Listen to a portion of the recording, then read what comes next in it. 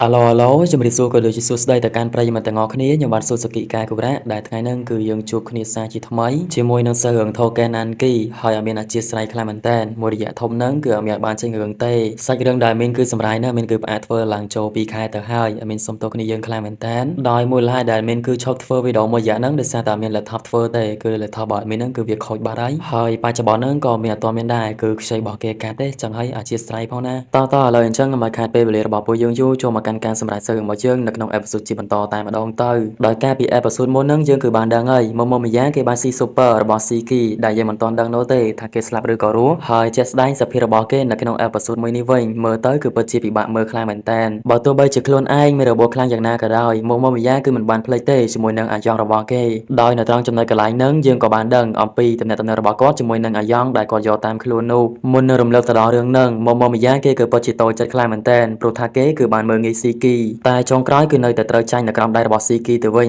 ញទាំងដែលគេកាលពីមុនគឺមានប្រៀបលើស៊ីគីសោះបើយើងរំលឹកទៅមើលទំនាក់ទំនងរវាងអាយ៉ងមួយនឹងជាមួយនឹងអាប៉េម៉ូមីយ៉ាវិញគឺថាកាលពីមុនអាយ៉ងនេះឯងគេគឺជាមេក្រុមម្នាក់នៅក្នុងចំណោមមេក្រុមជាច្រើនទៀតនៃក្រុមម៉ូម៉ូថារ៉ូដោយឡែកឈ្មោះរបស់គេវិញគឺម៉ូម៉ូប៊ីម៉ាណាកាទំនាក់ទំនងរបស់អ្នកទាំងពីរបានចាប់ផ្ដើមឡើងដោយម៉ាណាកានឹងគឺគេតែងតែចង់បបួលនៅម៉ូមីយ៉ាចូលទៅកាន់ក្រុមរបស់គេរហូតតែដោយឡែកចំពោះម៉ូមីយ៉ាវិញគេគឺមិនចង់ចូលរួមនោះឡើយហើយបើទោះបីជាម៉ូមីយ៉ាគឺបានបដិសេធរាល់សំណើរបស់ម៉ូម៉ូប៊ីក៏ដោយក៏ម៉ូម៉ូប៊ីមិនបានបោះបង់នៅគោលបំណងនេះទេគេគឺតែងតែព្យាយាមចង់យកនៅម៉ូម៉ូមីយ៉ាចូលរួមក្រុមជាមួយនឹងគេនោះឯងបើទោះបីជាម៉ូម៉ូមីយ៉ាគេបានបដិសេធមិនចង់ធ្វើការជាមួយនឹងម៉ូម៉ូប៊ីក៏ដោយក៏ថ្នាក់លើនៅតែចាត់ឲ្យគេនឹងទៅធ្វើការជាមួយអ្វីដែលម៉ូម៉ូមីយ៉ាគេបានសង្កេតឃើញអំពីម៉ូម៉ូប៊ីនោះគឺថាម៉ូម៉ូប៊ីរាល់ពេលដែលសម្រាប់ទៅកាន់អូនីមើលទៅចិត្តរបស់គេមិនដាច់នោះទេអានិយាយបានថាគេមិនខូខើគេតែងតែបញ្ចេញនូវកាយវិការដូចជាការអហោសកម្មឬក៏ជូនពរឲ្យគេទៅបានសុខអញ្ចឹងទៅនិយាយឲ្យខ្លីមកដោយសុទ្ធធម៌ឲ្យគេអញ្ចឹងដោយសារតែគេគឺជាមនុស្សដែលមាននៅចិត្តស្រឡាញ់ដែរអញ្ចឹងហើយបើទោះបីជាសត្រូវនឹងគ្នាក៏គេមានចិត្តអាណិតនៅពេលដែលបានឃើញទង្វើរបស់ម៉ូម៉ូប៊ីវាក៏បានធ្វើឲ្យម៉ូម៉ូមីយ៉ាមាននៅការចាប់អារម្មណ៍ជាមួយនឹងគេដូចគ្នា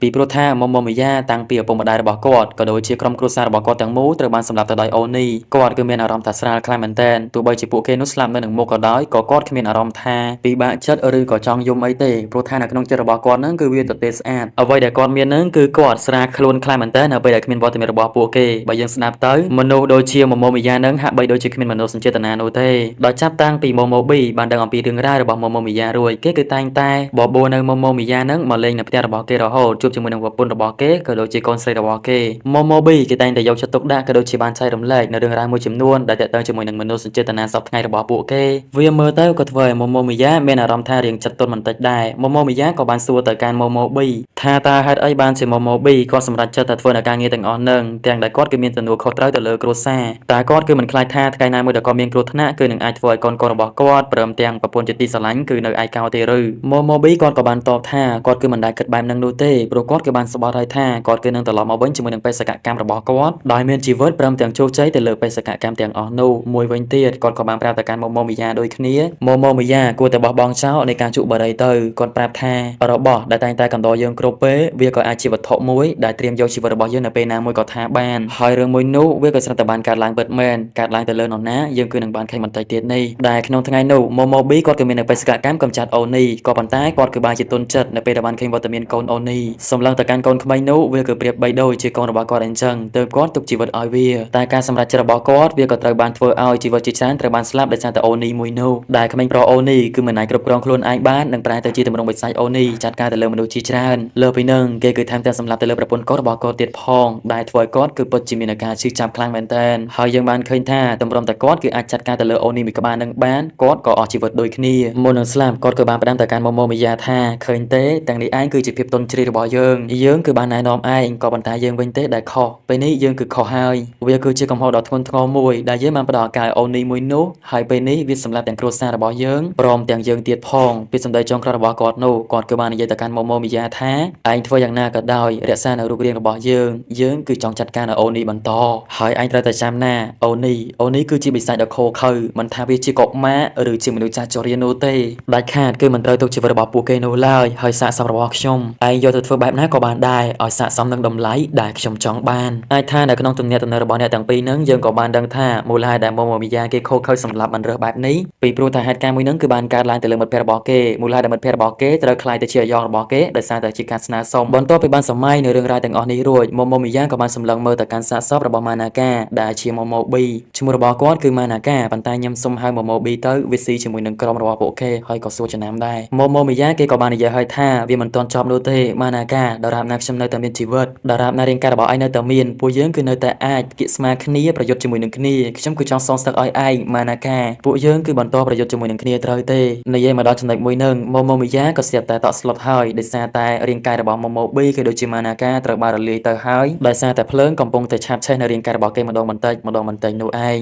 រីឯគេវិញក៏មិនមានកម្លាំងក្នុងការវាទៅមុខទៀតដែរដែលយើងមិនដឹងនោះទេថាគេត្រូវស្លាប់មែនឬក៏យ៉ាងណានោះមើលមកកាន់ស៊ីគីរបស់យើងវិញគេពេលនេះកំពុងតែឈរអស់កម្លាំងព្រមទាំងបាននិយាយថាពេលនេះគាត់គឺឈ្នះហើយស្របពេលដែលមីក៏បានមករកស៊ីគីមើលទៅសភាពការនៅទីនេះដូចជាមិនស្រួលនោះឡើយប្រហែលជាទីតាំងក្រោមដីនេះគឺនឹងត្រូវបាក់ស្រុតមកសង្កត់ពួកគេបន្តិចទៀតនេះឯងអញ្ចឹងគឺមិនអាចបន្តនៅបាននោះទេស៊ីគីគាត់ក៏ចង់នាំមីរត់ក៏ប៉ុន្តែយើងក៏បានឃើញថាគាត់ដូចជាគ្មានកម្លាំងនោះឡើយដែលធ្វើឲ្យគាត់គឺបានដួលទៅបើយើងមើលមកខាងណៃតូនេះវិញពួកគេគឺចង់ចាត់ការទៅលើម៉ូម៉ូគូសាតែនាងក៏បានប្រើប្រាស់ជាមួយនឹងសមត្ថភាពរបស់នាងបង្កើតបានទៅជាប្រអប់តូចមួយដើម្បីឃុំខ្លួនឯងពីការវិបហារបស់ណៃតូព្រមទាំងអ្នកដទៃទៀតតែណៃតូហាក់បីដូចជាមិនខ្វល់អំពីនាងនោះឡើយពីព្រោះថាបន្តិចទៀតនេះទីនឹងក៏នឹងត្រូវដួលរលំអញ្ចឹងអ្វីដែលគាត់ត្រូវធ្វើពេលនេះគឺទៅជួយអ្នករាល់គ្នារឿងដែលធ្វើឲ្យជីនមានការភ្ញាក់ផ្អើលទៀតនោះដោយសារតែពេលដែលមកដល់គាត់ក៏បានឃើញជាមួយនឹងវត្តមានរបស់ប្រូខ្យូយ៉ាពេលនេះគេគឺមិនទាន់ស្លាប់នោះទេហើយគេក៏បានបញ្យល់អំពីហេតុផលដែលគេមិនស្លាប់ផងដែរដោយមុនពេលដែលម៉ូម៉ូមីយ៉ាកាត់បំពង់ករបស់គេនោះគឺគេបានផឹកឈាមរបស់ខ្លួនឯងមុនរួចជាស្រេចឈាមរបស់គេព្យាបាលទៅកាន់អ្នកដទៃគឺវាចំណាយច្រើនប៉ុន្តែបើព្យាបាលមកលើខ្លួនឯងត្រឹមតែតិចតួចក៏អាចព្យាបាលបានដែរណៃតូក៏បានដើរទៅរកម៉ូម៉ូមីយ៉ាព្រោះគេនៅពេលនេះគឺមិនទាន់ស្លាប់នោះទេណៃតូក៏បាននិយាយទៅកាន់ម៉ូម៉ូមីយ៉ាមានអេនិយាយអាណប់ម៉ូម៉ូមីយ៉ាគេក៏បាននិយាយទៅកាន់ណៃតូឲ្យថាមិននឹកស្មានដល់នោះទេយើងបានជាមានថ្ងៃនេះដែរត្រូវហើយអារណប់វាក៏ដោយសារតែអំណាចនៃគីស៊ីនឯងស្គាល់ច្បាស់ណាចាំមកលេងជាមួយម៉ូម៉ូមីយ៉ាក៏បានតបឲ្យថាទទួលស្គាល់ថាវាខ្លាំងប៉ុន្តែវាគឺដូចជាដុតសម្លាប់ខ្លួនឯងអញ្ចឹងដោយគេគឺមានន័យថានៅពេលដែលស៊ីគីបានបញ្ចេញវាមកស៊ីគីដូចជាដុតសម្លាប់ខ្លួនឯងទាំងរួចអញ្ចឹងដោយសារតែពួកគេគឺមិនមានពេលនឹងឯងនៅទីនេះយូរបានទៀតនោះទេដូចដែលយើងដឹងអញ្ចឹងតែនៅទីទៀតនឹងអារម្មណ៍ងាប់ទាំងអស់លើហើយ8សមងក្រោយមកយើងក៏បានឃើញថាស្រីស្អាតម៉ូម៉ូគូសារបស់យើងក៏បានដើរចូលមកហើយអ្វីដែលនាងបានឃើញនោះវាគឺជាសាកសពរបស់សិស្សច្បងនាងម៉ូម៉ូមីយ៉ាអញ្ចឹងយើងគឺអាចនិយាយបានថាម៉ូម៉ូមីយ៉ានៅពេលនេះគេគឺបានស្លាប់បាត់ទៅហើយព្រោះថាណៃតូគាត់គឺបានចាក់ចំបេះដូងគេម៉ូម៉ូគូសាគឺសឹងតែមិនជឿនៅក្នុងភ្នែកនោះទេថាសិស្សច្បងរបស់គេគឺអាចស្លាប់ទាំងបែបនេះមួយវិញទៀតកូនរបស់ម៉ូម៉ូមីយ៉ាគឺទើបតែកើតនោះទេហេតុអីបានជាម៉ូម៉ូមីយ៉ាត្រូវស្លាប់ចោលគេអញ្ចឹងនៅត្រង់ចំណុចកន្លែងនេះសិស្សរឿងក៏បានបញ្ជាក់ផងដែរថាវាគ្មាននរណាម្នាក់ដឹងនោះទេថាហេតុអីបានជាមនុស្សដែលគ្មានមនោសញ្ចេតនាដូចជាម៉ូម៉ូមីយ៉ាអាចចាប់ផ្ដើមនៅចំណុចគ្រួសារបាននោះទេដែលពួកគេគឺបានសន្និដ្ឋានថាមូលហេតុដែលម៉ូម៉ូមីយ៉ាមានគ្រួសារប្រហែលជាឥទ្ធិពលនៃការស្លាប់ក៏ដូចជាមនោសញ្ចេតនាមួយចំនួនដែលម៉ាណាកាឬម៉ូម៉ូប៊ីបានផ្ដល់ឲ្យនោះឯងមើលមកកាន់ស៊ីគីវិញនៅពេលនេះគាត់ក៏បានដឹងខ្លួនវិញហើយគ្រាន់តែបានដឹងខ្លួនភ្លាមគឺថាខ្យូយ៉ាបានប្រាប់ទៅកាន់គេថាពេលនេះពួកគេកំពុងតែនៅផ្ទះសំណាក់មួយកន្លែងដែលពួកគេត្រៀមខ្លួនក្នុងការរៀបចំចេញដំណើរទៅកាន់សាលារៀនវិញរីឯនៅដទៃទៀតក៏កំពុងតែសម្រាកនៅបន្ទប់រៀងៗខ្លួនរបស់ពួកគេណៃតូក៏បានហុចទឹកទៅឲ្យស៊ីគីព្រមទាំងបានប្រាប់ទៅកាន់ស៊ីគីដូចគ្នាថាបើសិនបើជាឯងភ្ញាក់ហើយយើងក៏ចង់សួរដូចគ្នាតើឯងគឺបានសម្លាប់ទៅលើម៉ូម៉ូមីយ៉ាមែនទេស៊ីគីគាត់ក៏បាននិយាយថាគាត់គឺពិតជាបានយកឈ្នះគេពិតមែនក៏ប៉ុន្តែឪពុកម្ដាយរបស់មីពេលនេះពួកគាត់គឺបានស្លាប់ហើយអើយខ្ញុំនៅតែមិនអាចជួយពួកគាត់បានអញ្ចឹងជួយមិនបើគាត់ស្លាប់មុននឹងទៀតណៃតូគាត់ក៏បាននិយាយទៅកាន់ស៊ីគីបន្តថាយើងដឹងបេសកកម្មលើកនេះពួកយើងគឺពិតជាខាត់បងច្រើនពិតមែនអាចថាការវិប្រហារលើកនេះជីវិតជាច្រើនគឺត្រូវបានស្លាប់ពួកយើងគឺពិតជាពិបាកប្រឈមមុខជាមួយនឹងវាតែយ៉ាងណាក៏ដោយក្នុងនាមពួកយើងគឺជាអូនីជាភាសាដែលពួកគេស្អប់ខ្ពើមគឺមិនអាចចុះចាញ់នៅព្រំលិខិតដោយបែបនេះនោះទេពួកយើងគឺត្រូវតែប្រឈមមុខជាមួយនឹងរឿងរ៉ាវដែលបានកើតឡើងនៅខាងមុខទៀតហើយសូមឲ្យចាប់តាំងពីព្រះអាទិត្យដែលបានរះឡើងនៅពេលនេះគឺជាថ្ងៃថ្មីគឺជាពេលវេលាថ្មីដែលពួកយើងគឺបានចាប់ផ្ដើមនៅគោលការណ៍បន្ទាប់ក៏ដូចជាជំហានបន្ទាប់ហើយវាក៏នឹងមានតែរឿងល្អៗនោះទេបន្ទាប់ពីនេះយើងក៏បានឃើញថាពួកគេកំពុងតែរៀបចំចេញដំណើរដើម្បីទៅកាន់សាលារៀនវិញដោយឡែកអំឡុងពេលហ្នឹងយើងក៏បានឃើញជាមួយនឹងវត្តមានរបស់អូនមីយើងផងដែរស្របពេលដែលស៊ីគីជាមួយនឹងមិត្តភ័ក្តិរបស់គាត់ដទៃទៀតក៏ចង់ឡើងទៅខាងលើទៅហើយពេលហ្នឹងមីនាងក៏ស្ទាក់តែក្លាហានដោយនាងគឺបានហៅឈ្មោះរបស់ស៊ីគីព្រមទាំងអរគុណទៅកាន់គាត់និងញញឹមទៅកាន់ស៊ីគីទៀតផងវាក៏បានធ្វើឲ្យស៊ីគីគាត់ក៏សប្បាយចិត្តដូចគ្នាដែលពួកគេក៏បានលើកដៃបាយបាយគ្នានិងនិយាយថាជួបគ្នានៅពេលក្រោយអាយ៉ាមើលទៅដូចទៅនឹងក្នុង Solan មួយមានបិសាចទាំង7រីឯក្នុង Thogen Anki ក៏មានបិសាចទាំង7ដូចគ្នាម៉ែកន្លែងហ្នឹងគ្រាន់តែនិយាយពាក្យគ្នានឹងចំ20ដងនៅពេលដែលបានត្រឡប់មកដល់សាលារៀនវិញណៃតូគាត់ក៏បានបញ្យល់ទៅកាន់បិសាចទាំង7ជាកូនសិស្សចំណប់ចិត្តរបស់គាត់ហើយណែពួកអូនចាំស្ដាប់នៅក្នុងអង្គភាពរបស់ពួកយើងគឺរួមមានអង្គភាពសមរភូមិឬអង្គភាពប្រយុទ្ធអង្គភាពវិទ្យាសាស្ត្រ ឬអង្គភាពជំនួយនិងអង្គភាពឆ្លឹបយកការនិយាយឲ្យខ្លីទៅអង្គភាពឆ្លឹបយកការហ្នឹងដូចអ្នកស៊ើបអង្កេតដែរចឹងតែរកដំណឹងបានហើយគឺត្រូវតែបញ្ជូនមកខាងនេះហើយនិយាយបានថាទាំង3នេះគឺជាអង្គភាពធំនៅក្នុងភ្នាក់ងាររបស់អូនីហើយបន្ទាប់ពីពួកគេបញ្ចប់នៅការសិក្សានៅទីនេះក៏អាចចូលរួមអង្គភាពមួយក្នុងចំណោមអង្គភាពទាំងនឹងផងដែរបើមើលទៅស៊ីគីគឺដូចជាព្យាយាមកត់ដល់ហើយតែមើលទៅកូនសិស្សដទៃទៀតអាខ្លះអង្គុយធ្វើមិនដឹងអាខ្លះទៀតអង្គុយមើលមុខគ្នាខ្លះគេក៏អង្គុយរៀនចឹងទៅអាខ្លះទៀតអង្គុយដកចកាមន់អើយអស់អីនិយាយហ្មងដោយសារតែយករ៉ូស៊ីដេកស្ងាត់ដោយដកចកាមន់អញ្ចឹងណៃតោទ្រាំបានទេក៏ដាក់ម៉ាំងហ្មងតែនិយាយបានថាបន្ទាត់ចំលកជាអានេះបានធ្ងន់ធ្ងរហ្មងឡើងលៀនភ្នែកដូចពងមន់ហើយណាគេខ្លះធ្លាប់មានបတ်3សោតមកប្រាប់មកបတ်3សោតមិនមែន2សោតទេណៃតោក៏បានប្រាប់តែកាន់ពួកគេថាបើពួកឯងគ្មានចិត្តក្នុងការរៀនគ្មានចិត្តក្នុងការអំណត់ស្ដាប់យើងនោះទេពួកឯងគឺអាចចាក់ចេញអំពីទីនេះបានអំឡុងពេលហ្នឹងគាត់ក៏បានប្រាប់តែកាន់សិស្សរបស់គាត់ផងដែរដែលចាប់តាំងពីពេលនេះទៅពួកគេក៏មានតួនាទីមួយដែលពួកគេគឺត្រូវតែរស់នៅបន្ទប់ជាមួយនឹងគ្នាក្នុងមួយបន្ទប់គឺមានសមាជិក2នាក់តែមិនអនុញ្ញាតឲ្យប្រុសនៅជាមួយស្រីនោះទេណៃតូក៏ថែមទាំងបញ្ជាក់ផងដែរដោយសារតែសមាជិកនៅក្នុងថ្នាក់រៀនមួយនេះគឺមានត្រឹមតែ7នាក់អញ្ចឹងមានម្នាក់គឺត្រូវតែនៅជាមួយគាត់ដោយគ្រាន់តែបានលើអញ្ចឹងយូរ៉ូស៊ីព្រមទាំងស៊ីគីមានតែការស្រឡាំងកាំងខ្លាំងមែនតើបើឲ្យទៅនៅជាមួយនឹងណៃតូដូចជាទៅជាប់ពន្ធនាគារយ៉ាងអញ្ចឹងផងដែរដូចដឹងឲ្យគ្រូកាចចង់និយាយថាអាណាគេនិយាយអីក៏និយាយទៅអាចារ្យគូអ៊ីណារបស់យើងអង្គុយសម្លឹងមើលតែមុខរបស់អាប៉ែរូគូរ៉ូហ្នឹងសង្ស័យចែកគូអ៊ីណាសង្ស័យហ្មងលងឆ្នះអាប៉ែនឹងដឹងរួមឡងពេលហ្នឹងចាយនេះក៏បាននិយាយថាគាត់មានដៃគូនៅជាមួយហើយគឺនៅជាមួយនឹងអាប៉ែរូគូរ៉ូដែលគ្រាន់តែបានលើអញ្ចឹងជូជីក៏ដូចជាអាប្រូភ្នែក4យើងនេះឡើងលៀនភ្នែកហ្មងមើលទៅការសន្ទនាក៏ដូចជាការជជែករបស់ពួកគេនឹងឡើងវាយវល់ឲ្យមានមិនយល់ទេអើយវល់អស់ហើយជជែកគូអ៊ីណាគឺនៅតែទទូចទៅកាន់ណៃតូថាគាត់គឺចង់នៅជាមួយនឹងអាប៉ែហ្នឹងហើយតែណៃតូគាត់គឺបានប្រាប់រួចហើយប្រុសនិងស្រីគឺមិនអនុញ្ញាតឲ្យនៅជាមួយនឹងគ្នាជាដាច់ខាតនាងក៏បានប្រាប់ថាចុះបើខ្ញុំមកនៅជាមួយតើបានណាគេមើលថាអាប៉ែហ្នឹងទៅបានណាគេបដូរខោទឹកដុំអាប៉ែហ្នឹងដោះថ្មិញងូតទៅជូតគូតក៏ដូចជារៀបចំអាហារឲ្យអាប៉ែហ្នឹងទៅចុំយ៉ានិយាយចេញមកឡើងរកចិត្តសំខាន់ណាស់មានអាអិចនោះទៀតចុំអាអិចហ្នឹងអីគេដែលគ្រាន់តែបានលឺនៅសម្ដីរបស់កកូអ៊ីណាកកូអ៊ីណា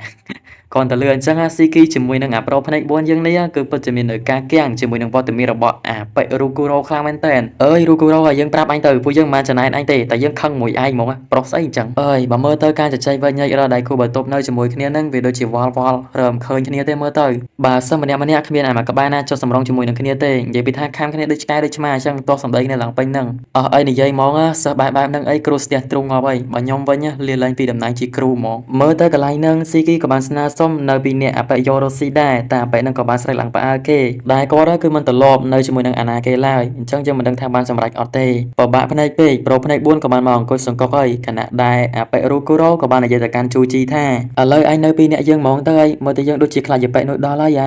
គ្រាន់តែងាកទៅយាប៉ែនៅតវ៉ាជាមួយនឹងគ្រូបាត់ណែហួសចិត្តកន្លែងហ្នឹងអាប៉ែវ៉ែនតាជូជីយើងហ្នឹងបាទជាសួរទៅដល់រឿង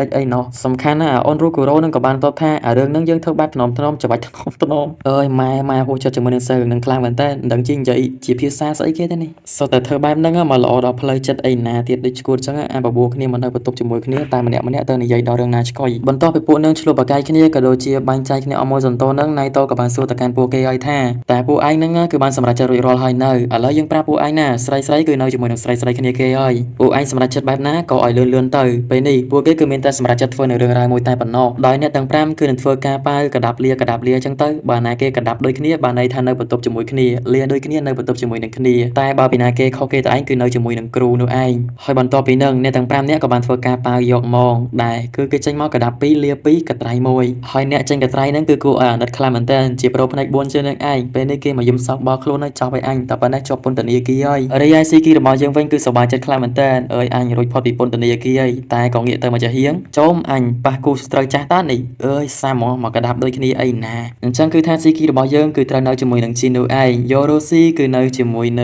ងប្រូជូជី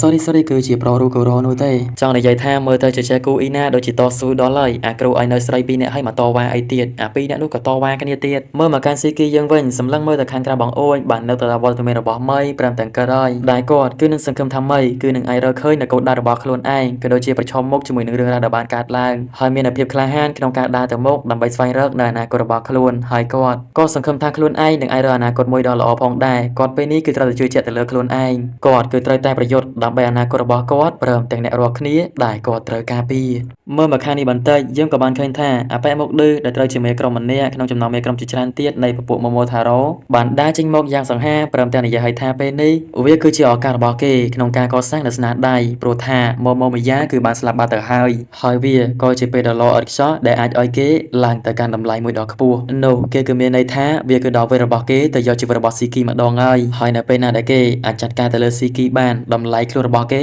នៅក្នុងម៉ូម៉ូថារ៉ូនេះក៏កាន់តែខ្ពស់តែសំណួរសួរថាអាមុខឌឺម្នាក់នឹងវាគឺមានសមត្ថភាពឬក៏អត់ស៊ីគីអ៊ីជីណូស៊ីយើងគឺនឹងយកក្បាលរបស់ឯងអូខេចឹងចំពោះសៀងរបស់យើងនៅក្នុងអេពីសូតមួយនេះក៏បានឈានមកដល់ទីបញ្ចប់តែត្រឹមនឹងដូចគ្នាអញ្ចឹងកុំភ្លេចជួបគ្នានៅក្នុងវីដេអូក្រោយក៏ដូចជាអេពីសូតបន្តជាមួយនឹង admin ណាបាទជាក្រុមមានអរគុណខ្លាំងមែនទែនសម្រាប់ការគាំទ្រប្រសិនបើជាមាននៅកំហុសខុសឆ្គងត្រង់ណាដែលបានកើតឡើងដោយអចេតនានោះadminក៏សូមធ្វើការអភ័យទោសយើងក៏នឹងវិលមកជួបគ្នាម្ដងទៀតជាមួយនឹងវីដេអូសម្រាប់រឿងជាបន្ត